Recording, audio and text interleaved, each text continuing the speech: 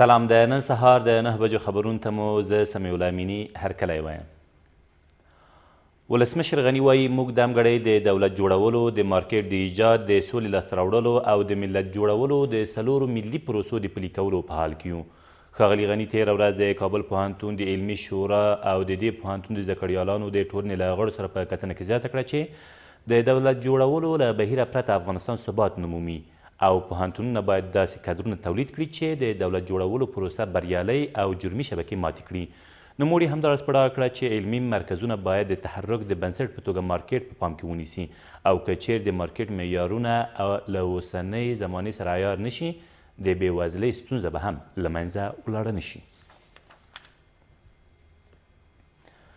د نشهیي توکو پر وړاندې د مبارزې وزیره وایي په روان کال کې په ټول هیواد کې په 2,63,000 هکتاره ځمکه کې نشهیي توکي کرل شوي چې د تیر کال په پرتله پکې 20 سلنه کموالی راغلی دی. سلامت اعظمي تېره ورځ د وزیرانو شورا د نشهیي توکو پر وړاندې د مبارزې په فرعي کمیټه کې زیاته کړه چې سږ کال په ټول هیواد کې 6,400 ټنه تریاک تولید شوي چې د تیر کال په پرتله پکې 29 سلنه کمښت راغلی دی. د نوموړي په وینا پروسه کال په ټول هیواد کې په نږدې 3,13,000 هکتاره ځمکه کې نشهیي توکي کرل او همداراز 9,000 ټنه تریاک تولید شوي وو. له دې سره سم د ننګرهار په تورخم بندر کې 26 کیلوګرامه هیروین او 1 کیلوګرام شیشه کشف او ضبط شول. دغه مواد چې د مڼو په کارتنونو کې په کابل کې ځای پر ځای او ټاکل شوي وه هغه پاکستان ته ولېږدول شي، خو تر هغې مخکې تېر مازدیګر په تورخم بندر کې د پولیسو له لوري کشف او ترلاسه شوي دي.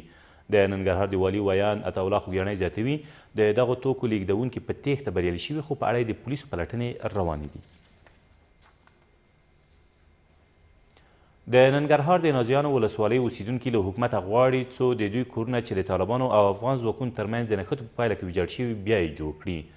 د ننګرهار سیمه ییز چارواکي وایي امنیت شورا په دې برخه کې ژمنه کړې وه خو سیمه ییزه اداره یې د عملي کولو امکانات نه لري. د 215 میوند قلو اردو قمندانۍ وایي د طالبانو د استخباراتو یو مشر په هلمند کې وژل شوی دی. دا کس چې ملا تواب خروټی نومیږي تېره ورځ د موسی کلا ولسوالۍ په شاوخوا سیمو کې د بهرنیو ځواکونو په یو هوایي برید کې وژل شوی دی.